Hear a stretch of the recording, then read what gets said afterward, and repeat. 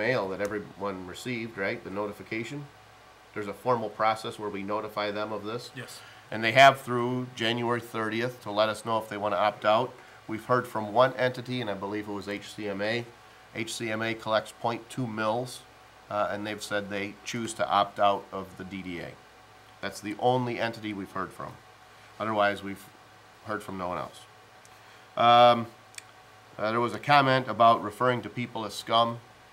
You know, I don't know where that came from. I can't speak to it. It's not even a term I use personally, so it's not something I did or said. So I don't know what source that was, but all I can say is on my part, that source was flawed because that's not something I said.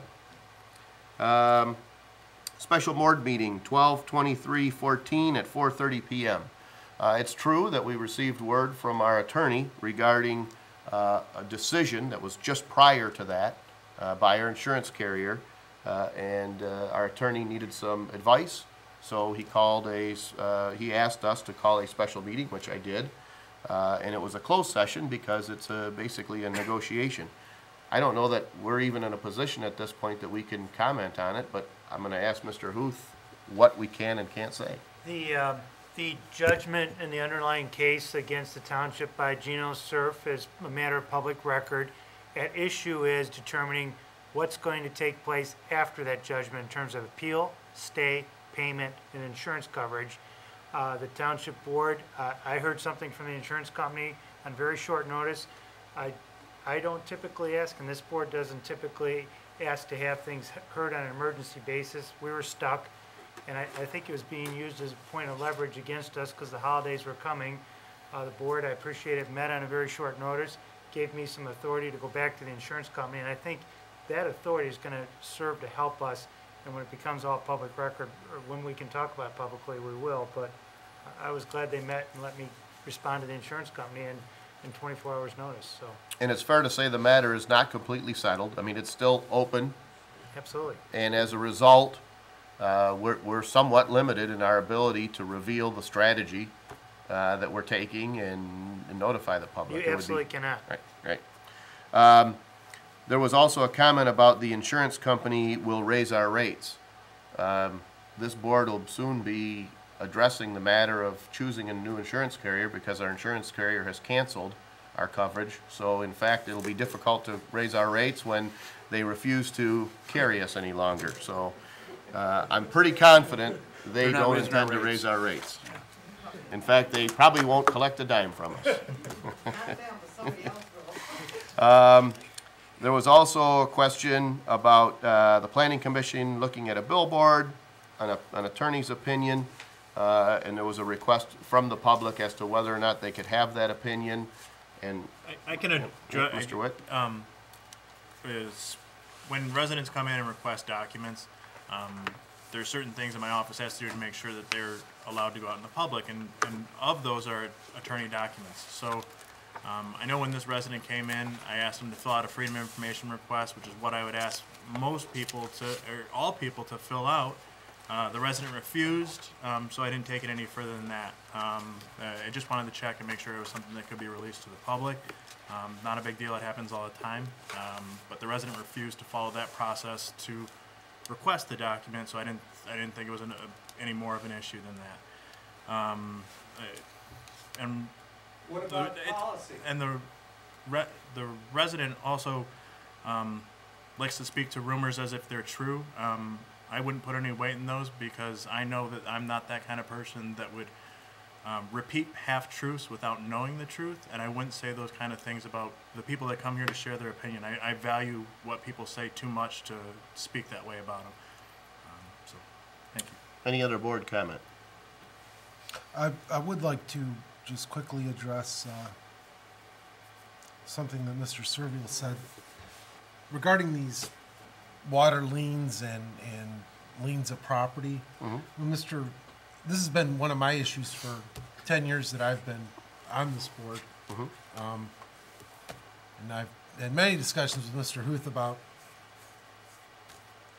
not just this particular water lien issue, but all of our issues when we're using township money to demolish a house or cut their lawn or whatever, when these properties go into the tax foreclosure, not when we say foreclosure, what we're really referring to is a tax reversion process through the county.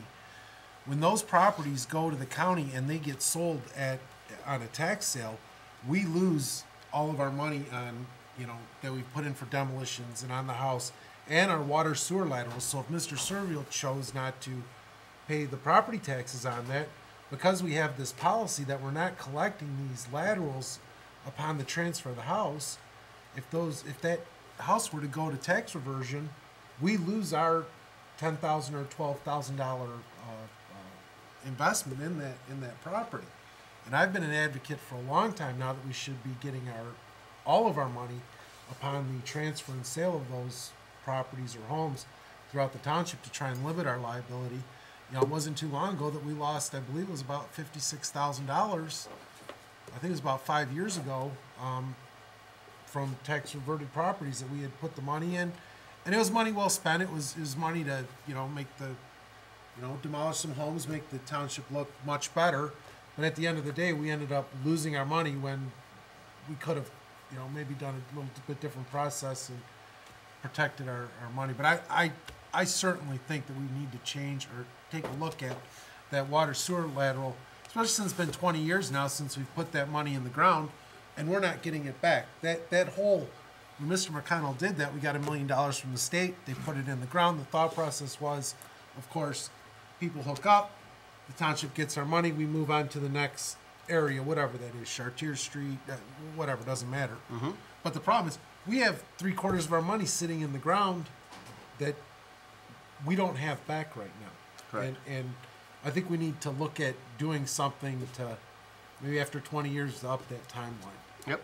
Well, Yeah. first of And all, we this can talk board, about that later. I just, this board's been pretty frugal in spending money and leaning property. No, I agree. I'm Right? just, yeah. And there was a time when the value I of agree. property made that tax foreclosure process much, much less common. So if you demolished a home on a $50,000 lot, it would still be foolish for someone to walk away because there's a $10,000 lien, $50,000 worth of equity.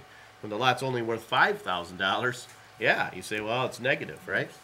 But specific to the sewer ordinance, I mean, really, any board member is in a position to begin the process and bring something forward to put it on the Maybe we should agenda. look at doing that. Yeah, if it's an issue you feel strong about and you're motivated, maybe it's something that you take on. Well, the reason I say that is I get those all the time as a treasurer, that it's going to the tax reversion process and we're losing our water sewer lateral. I probably get, not frequently, but maybe once a month, maybe 5 or 6 Yeah, but a year, maybe. you might get a notification, but I don't think that we lose those 5 or 6 because the Well, I properties. just lost the ones on the McCracken property. What I was saying was the properties that we see that actually follow through the tax reversion process have become pretty limited in recent years with the rebound in property values. There was probably a 3 to 4 year period where they were a lot more frequent. Well, that's because people got overextended and they were using property on margin and. Correct. And, yeah.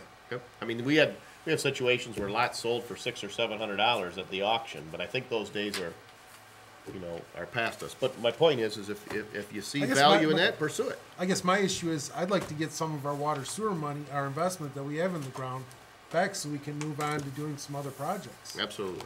I guess that's really where the issue.